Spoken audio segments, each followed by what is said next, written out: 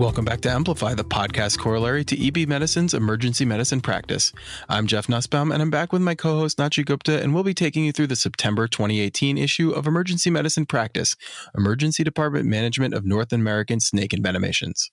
Although this isn't something that we encounter too frequently, it does seem like I've been hearing more about these in recent months.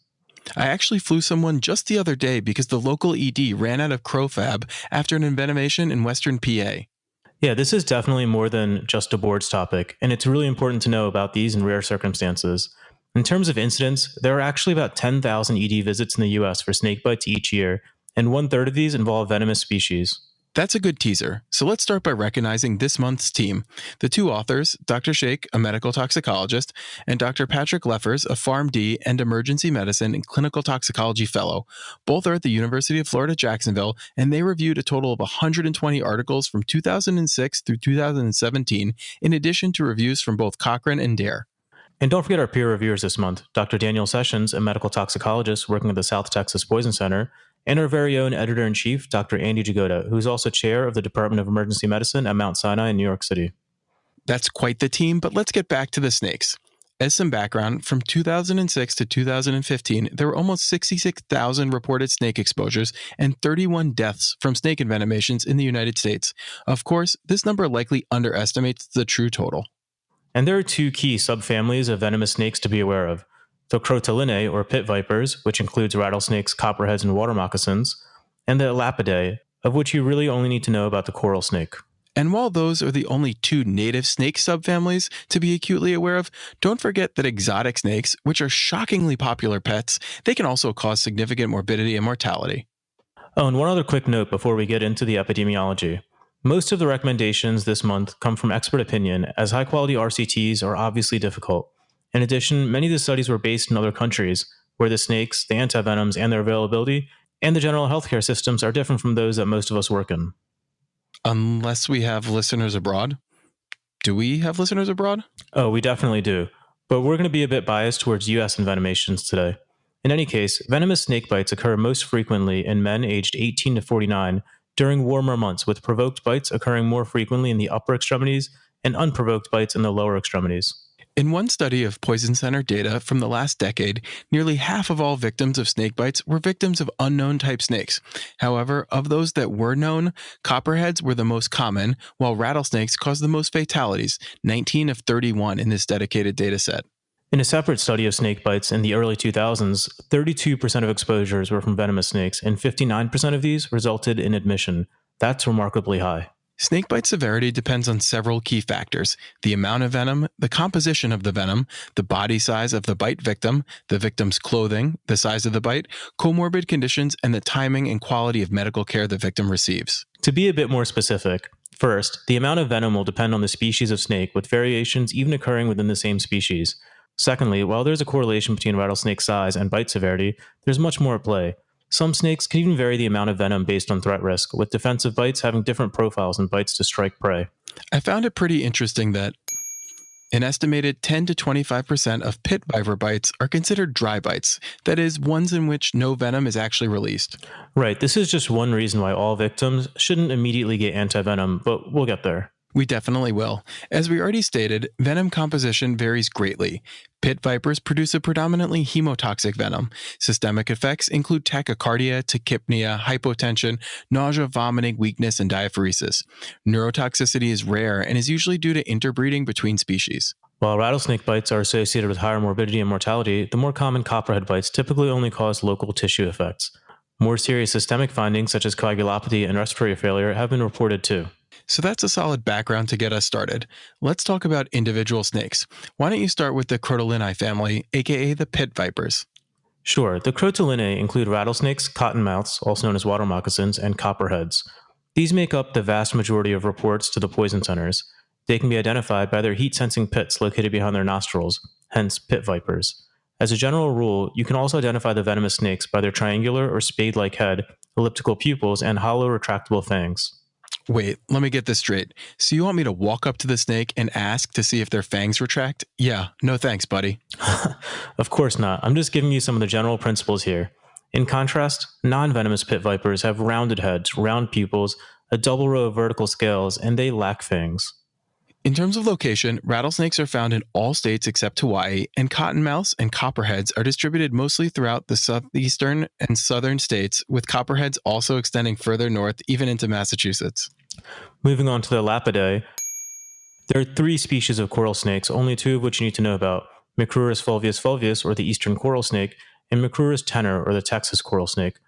Of the 2, the eastern, or Macrurus fulvius fulvius, produces more potent venom. As you may have guessed by their names, the eastern coral snake is found in the southeastern United States, specifically east of the Mississippi, whereas the Texas coral snake lives west of the Mississippi.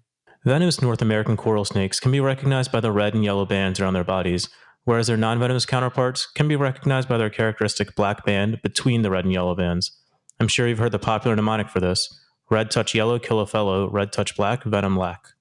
I have heard that one, and it's really not that bad a mnemonic. Just remember that this is more of a guideline than a rule, as it doesn't always hold true. Coral snakes also tend to chew rather than bite thanks to their short, fixed, hollow fangs. Locally, bites can lead to muscle destruction thanks to a certain myotoxin. Systemic signs of infection include nausea, vomiting, abdominal pain, and dizziness. The venom also contains a neurotoxin, which can lead to diplopia, difficulty swallowing and speaking, and generalized weakness. Complicating matters even further, the onset of these symptoms may be delayed for many hours. All right, I think that about wraps up background. Let's move on to the meat and potatoes of this article, starting with the differential. For differential this month, we're really focusing on differentiating a venomous snake from a non-venomous one. Oh yeah, and this is where you want me to walk up to the snake and ask it if it can retract its fangs for us, right? Very funny. Although the type of snake may be obvious if the patient owns a snake, for most cases you see in the ED, the type of snake won't be clear. Try to get a description of the snake and consider your local geography. Some patients may even bring the snake in with them. Yeah, no thanks there. As for pre-hospital care, it's actually pretty interesting stuff, as recommendations have changed many times. You may have heard of the recommendations for incision or excision, use of venom extractor devices, tourniquets, chill methods, and even electroshock therapy. Well, these methods are all out. And not only are they out, they actually worsen outcomes, so definitely don't pursue any of them. Instead, since no treatment has been shown to improve outcome, you should prioritize prompt transport. And while we definitely don't want to encourage ill-advised attempts at capturing the snake, taking pictures at a distance may be helpful in identifying the snake. Oh, and the authors do note, pretty terrifying stuff coming up here, so brace yourself for this. Even if the snake is dead, the bite reflex is still intact. And that's why I work in city hospitals. Don't blame me for a second. There's also a bit of controversy here with regards to pressure immobilization, which is definitely something I thought we were supposed to do in the pre-hospital setting. Apparently, in other countries, like Australia, pre-hospital providers frequently employ pressure immobilization, that is, wrapping bandages proximally up a splinted limb to impede lymphatic spread of the toxin. Right, but in Australia, not only are the snakes more venomous, but the hospital transport distances are much longer. So basically, they sacrifice a limb to potentially save a life. In the US, with our current indigenous snake population and the relatively short transport distances, this isn't justified at all. So the take-home point here, based on the current literature, the guidelines from the American College of Medical Toxicology, other experts, and Drs. Sheik and Leffers, they all recommend against pressure immobilization in lieu of prompt patient transport to definitive care. Good to know. All right, so now we have the patient in the emergency department. Let's begin ED care. As always, IV O2 monitor, including end-tidal CO2 if you suspect a neurotoxic or exotic snakebite. Of course, avoid using the affected limbs for vitals. If not done already, remove any constrictive clothing or jewelry and mark the leading edge of pain, edema, and erythema, both above and below the bite. If EMS has placed bandages, leave them in place until antivenom and resuscitative equipment is ready. And definitely involve the Poison Control Center or a medical toxicology service early, as they're an amazing resource. It's an easy number to remember: 1-800-222-1222. If you just type Poison Control Center into Google, that number will come up immediately also. Hypotension should be treated with isotonic fluids, and as usual, anaphylaxis should be treated with the usual cocktail of antihistamines and epinephrine at first IM and then via infusion if refractory. Note that antivenom will not reverse anaphylaxis on its own. When eliciting a history, there are a number of important factors to look out for, including time and location of the bite, description of the snake, tetanus status, comorbid conditions, medications and allergies, any systemic or neurologic symptoms, muscle cramps, perioral tingling or numbness, metallic taste, history of previous snake bites, and any reactions to previous envenomation or antivenom treatment. Moving on to the physical exam, when examining the wound, look specifically for local tissue effects, which occur in over 90% of patients after pit viper envenomations. In such cases, you would expect pain, erythema, swelling, tenderness, and myonecrosis beginning at the wound site and then spreading via the lymphatic system. In addition, specifically with pit viper envenomations, monitor the patient for possible compartment syndrome, as the venom can lead to local tissue destruction, increased cell permeability, third spacing of fluids, and bleeding. And remember that while the local compartment may be hypertensive, the patient may also have systemic hypotension. Just to reiterate what I said before, hypotension may indicate severe anaphylaxis and is not necessarily just due to third spacing. Regardless, the treatment is the same, epinephrine. Good point, but let's focus on compartment syndrome for a minute. True compartment syndrome is actually quite rare. It's really subcutaneous hypertension with preservation of otherwise normal compartment pressures that you're most likely to see. Compartment syndrome should therefore only be diagnosed by actual compartment measurements and not just the exam. However, if you're dealing with compartments that can't be measured, like in the fingers, your only choice is to be guided by the exam. Risk factors for compartment syndrome in the setting of the snake bite include envenomations in small children, involvement of the digits, application of ice or cold packs, and delayed or inadequate antivenom administration. In terms of respiratory effects of envenomations, they aren't common. Both bites to the head or neck and neurotoxin-containing venom are potential causes. In the setting of respiratory failure, be prepared with advanced airway measures like nasotracheal intubation or cricothyroidotomy, and remember that antivenom will not reverse respiratory failure. Neurologic effects may be present upon arrival, but may also be delayed up to 12 hours in the case of eastern coral snake bites. It's noteworthy that in one study of almost 400 eastern coral snake exposures, the onset of systemic symptoms occurred on average 5.6 hours after the bite. So definitely remember that repeat exams and observation will be tremendously important. The actual neurologic symptoms to look for depend on the snake. Coral snake venom can produce a descending flaccid paralysis characterized by motor weakness, especially of the cranial nerves. Similarly, pit vipers, especially the Mojave rattlesnake, have also been associated with muscular weakness of the cranial nerves and even respiratory insufficiency. Pit viper envenomation can also lead to myokemia, which is repetitive small muscle fasciculations. Unfortunately, this myokemia may not respond to antivenom administration, and myokemia of the chest wall and torso can necessitate intubation in extreme cases. Both myokemia and myonecrosis can also lead to rhabdomyolysis in the case of significant envenomations. Pit viper envenomations can also cause hematologic effects. Fibrinolysis and platelet consumption at the bite site can lead to decreased fibrinogen and thrombocytopenia. In severe cases, this can lead to systemic bleeding and even hemorrhagic shock. Those on anticoagulants and antiplatelet agents are at increased risk.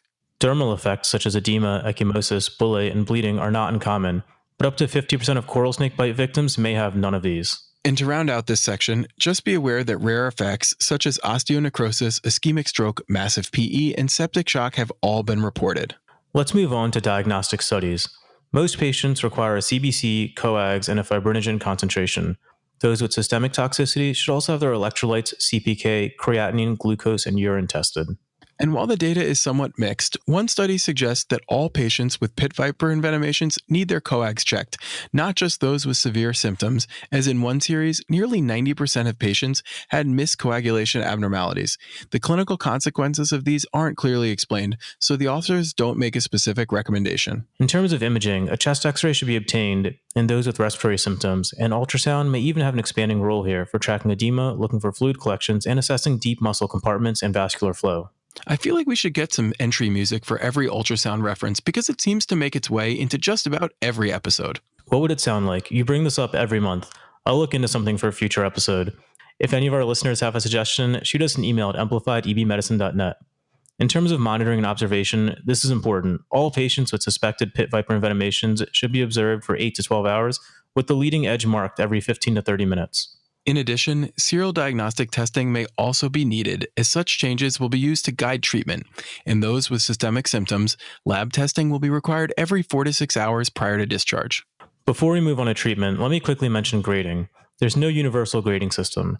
The snakebite severity score, the minimum moderate severe score, and grade 1 to 4 score, which consider symptoms, exam findings, and lab abnormalities, have all been studied. None have been validated and none track changes, so the authors recommend relying on severity of symptoms and progression of symptoms to guide treatment. The crux of treatment for pit viper envenomations is with supportive care and antivenom. FabAV or CroFab is the antivenom of choice for pit viper envenomations. This antivenom is made from extracting the Fab portion of antivenom antibodies from envenomated sheep and processing them with papain. Since the sheep are injected with the venom from the western diamondback, the eastern diamondback, and the Mojave rattlesnake, as well as the cottonmouth, the Fab AV is most effective against venom from these snakes. However, it does have cross-reactivity to other immunologically similar venoms. Indications for Fab AV include a more than minimal local swelling, rapid progression of swelling, swelling crossing a major joint, evidence of hemotoxicity, signs of systemic toxicity, including hemodynamic compromise, neuromuscular toxicity, and late or recurrent new onset coagulopathy. Initially, dose Fab AV as a bolus of 4 to 6 vials IV. With life-threatening envenomations or those with cardiovascular collapse, double the starting dose to 8 to 12 vials. The goal is arresting regression, improvement in coagulation abnormalities, and resolution of systemic symptoms. Although Fab AV will reduce the duration and severity of symptoms and lab abnormalities, it will not reverse tissue necrosis and may not reverse neurologic effects. Once the symptoms have been controlled after the bolus dose or a second bolus dose, maintenance dosing of 2 vials every 6 hours for 3 doses is recommended to prevent recurrence. So to reiterate, 4 to 6 vial bolus to start, doubled in severe cases, and then 2 vials every 6 hours for 18 hours after that. You got it. And like most, maybe all medicines, there are side effects and contraindications to be aware of. Hypersensitivity reactions and serum sickness to Fab AV have been reported as 8 and 13% respectively. Most are mild and can be treated with your standard bundle of steroids, antihistamines, fluids, and epinephrine. Risk factors for developing allergic reactions to Fab AV include a known allergy to papaya, papain, chymopapain, pineapple enzyme, bromelain, and previous allergic reaction to Fab AV. Although Fab AV isn't produced using copperhead venom, it may be effective in severe envenomations. And in one study, Fab AV reduced limb disability compared to placebo. Therefore, the authors very reasonably advise that you should use the patient's clinical picture and individual factors rather than the snake species to guide your treatment. Interestingly, compartment syndrome should be treated with the initial 4 to 6 vial dose of antivenom and not necessarily a fasciotomy. Fasciotomies have not been shown to improve outcome and are reserved only for those failing antivenom treatment. The reason for this is that antivenom may reduce tissue pressures, obviating the need for fasciotomy. In addition, fasciotomy wouldn't affect muscle necrosis that is occurring, so fascia removal really doesn't solve anything. And just as antivenom can be used to treat elevated compartment pressures, it can also be used to treat coagulopathy. Blood products should be used for those who are actively bleeding or severely anemic, as venom does not discriminate and will destroy whatever blood it comes across. Recurrent and late onset coagulopathy after Fab AV treatment has also been well described. Although not exactly clear why, some speculate that it occurs for one of 4 reasons. 1, because the half-life of Fab AV is shorter than that of the venom. 2, because the venom is initially stored in the soft tissues and then slowly released over time. Or 3, because the venom has a late onset component. Or lastly, 4, there is a delayed dissociation of the venom-antivenom complexes. Regardless of the mechanism, late onset coagulopathy can be treated with Fab AV. Luckily, bleeding associated with coagulopathy and bleeding associated with late onset coagulopathy are both very rare. Moving on to coral snakes, coral snake bites should be treated with Naxa, or North American coral snake antivenom. This antivenom halts or at least limits the progression of muscle paralysis and shortens the clinical course. Most experts recommend Naxa treatment in the first signs of systemic toxicity and not for all comers. This recommendation is backed by the literature, as in one observational study, those treated with prophylactic Naxa did less favorably as compared to those who only got it after the symptoms started. This is probably because Naxa doesn't reverse neuromuscular weakness and only limits progression. And it's not like you're just sitting by and watching while doing nothing. Focus your initial treatment on wound care, pain control, and then observation for the development of systemic symptoms.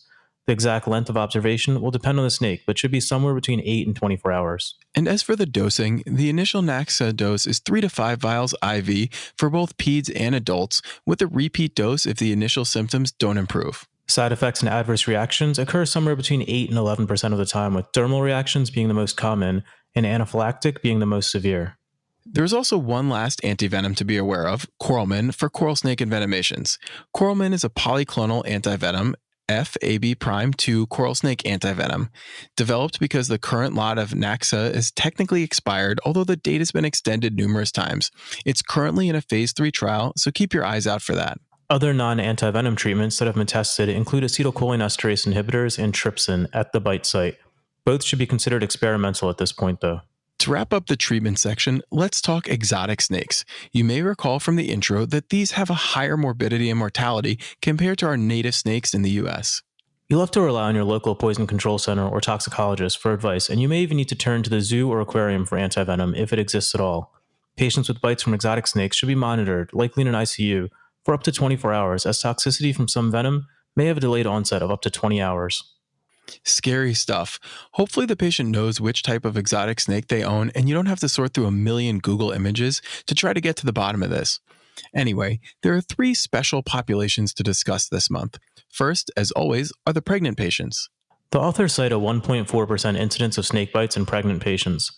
They note that this is low, but from my perspective, this seems shockingly high. Why would a pregnant person ever get anywhere near a snake? It just seems ill-advised. Yeah, that is kind of ridiculous.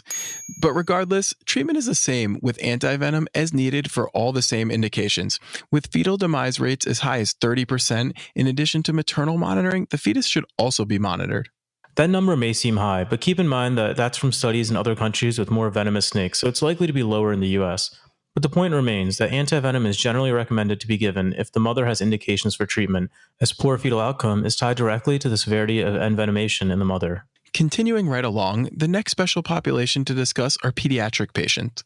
Because dosing is based on the amount of venom delivered and not on patient-specific factors, dosing is the same for peds and adults. How rare, so few meds seem to be the same for peds and adults. The last population to discuss are anticoagulated patients. Patients on antiplatelet or anticoagulants are at increased risk of bleeding after pit viper envenomations, and therefore they should have their coags checked every 2 days following the last dose of FabAV. I think we've at least mentioned most of this month's controversies, but it's probably worth quickly reviewing them since they mostly dispel common myths. Good idea. Incision and suction of snake bites is nearly universally not recommended. In the absence of ischemia, fasciotomy for snake bites is not recommended, even with elevated compartment pressures. Instead, treat compartment syndrome with antivenom and save the fasciotomy for true cases of ischemia refractory to antivenom. With the known or suspected coral snake envenomation due to shortages of Naxa, wait until the patient develops symptoms instead of empirically treating all bite victims. Maintenance dosing of FabAV continues to be debated. The manufacturer recommends 2 doses every 6 hours for 3 doses, while some experts recommend only maintenance dosing as needed. It's therefore probably safest to punt this to whatever poison control center or toxicologist you speak with. I feel like we're plugging the poison center a lot, but it's such a good free and nice consult to have on your team. A nice consultant? What a rare win for the ED. Moving on to the cutting edge. There's a new crotolidi antivenom called crotolidi immune FAB prime 2, or more simply, Anavip. It should be available in the next few months. The dosing will be 10 vials up front over 60 minutes, followed by an additional 10 vials if the symptoms have been controlled. 4 more vials may be given for symptom recurrence. Patients must be observed for a minimum of 18 hours after initial control of the symptoms. This would be a really nice development, as Anavip has a longer half-life and therefore should reduce the rates of late coagulopathy and decrease the need for maintenance dosing, follow-up, and repeating coags. And finally, like we mentioned before, injection of trypsin has been tried as a bridge to antivenom, as has carbon monoxide, which may mediate degradation of fibrinogen-dependent coagulation. Alright, so let's talk about the disposition next. Victims of pit viper envenomations should be monitored for 8 to 12 hours from the time of the bite. They'll need baseline labs and repeat testing every 4 to 6 hours. If there's no progression of the symptoms and repeat testing is normal, then the patient can be discharged. Victims of coral snake bites should be admitted and observed for 12 to 24 hours, regardless of symptoms. Victims of rattlesnake envenomations who initially develop hematologic abnormalities and are treated with FabAV should have repeat testing done in 2 to 4 days and 5 to 7 days. Wounds should be closely followed to avoid complications and long-term disfigurement and disability. PTOT may be necessary as well. Perfect. Let's round this episode out with a review of the key points and clinical pearls from this month's issue. There are about 10,000 ED visits in the U.S. for snake bites each year, and a third of these involve venomous species. Pit vipers produce a predominantly hemotoxic venom. Both local and systemic effects can occur. Systemic effects include tachycardia, tachypnea, hypotension, nausea, vomiting, weakness, and diaphoresis. In general, venomous snakes have a triangular or spade-like head, elliptical pupils, and hollow retractable fangs. In contrast, non-venomous snakes have a rounded head, round pupils, lack fangs, and can have a double row of vertical scales on their tail. Venomous North American coral snakes often have adjacent red and yellow bands, whereas their non-venomous counterparts usually have a characteristic black band between the red and yellow bands. For pre-hospital care in the United States, the following strategies are not recommended: incision or excision, use of venom extraction devices, tourniquets, chill methods, and electroshock therapy, and they all can actually worsen outcomes. Pre-hospital providers should focus on rapid transport. Be cognizant of compartment syndrome, but measure compartments when possible, as some envenomations present similarly but have only subcutaneous hypertension. Neurologic effects can be delayed up to 12 hours after coral snake envenomations. Symptoms can include a descending paralysis. For diagnostic testing, consider a CBC, coags, fibrinogen level, electrolytes, CPK, creatinine, glucose, and urine studies. All patients with envenomations should be observed for at least 8 hours. Mark the site of the envenomation circumferentially to monitor for changes. Management of patients with snake bites should be treated with supportive care, pain control, and specific antivenom when indicated. FabAV or CroFab is the antivenom of choice for pit viper envenomations. Although FabAV will reduce the duration and severity of symptoms and lab abnormalities, it will not reverse tissue necrosis and may not reverse neurologic effects. Be aware of the possibility for hypersensitivity reaction or serum sickness to FabAV. Treat with steroids, antihistamines, IV fluids, and epinephrine as needed. Coral snake envenomations can be treated with Naxa, which halts or at least limits the progression of muscle paralysis and shortens the clinical course. Side effects of Naxa include dermal reaction as the most common, with anaphylaxis being the most severe. Patients with bites from exotic snakes should be monitored, likely in the ICU, for up to 24 hours, as toxicity from some venom may have a delayed onset up to 20 hours. You may have to turn to your local zoo for help out with the antivenoms. Management of pregnant patients is the same as non-pregnant patients with regards to snake envenomations. Dosing of antivenom is based on the amount of venom. Dosing is therefore the same regardless of the age of the patient. All patients requiring antivenom or with suspected envenomation should be admitted. Seek consultation with your regional poison center and local toxicologist. So that wraps up the September 2018 episode of Emplify. As always, the address for this month's credit is ebmedicine.net/E0918, so head over there right away to get your credit. Remember that you heard throughout the episode corresponds to the answers to the CME questions. And don't forget to grab your free issue of Synthetic Drug Intoxication in Children at ebmedicine.net/drugs, specifically for Emplify listeners. Feel free to share the link with your colleagues or through social media as well. Next month, we're talking sepsis and the ever frequently changing guidelines, so it's not something you'll want to miss. Talk to you all soon.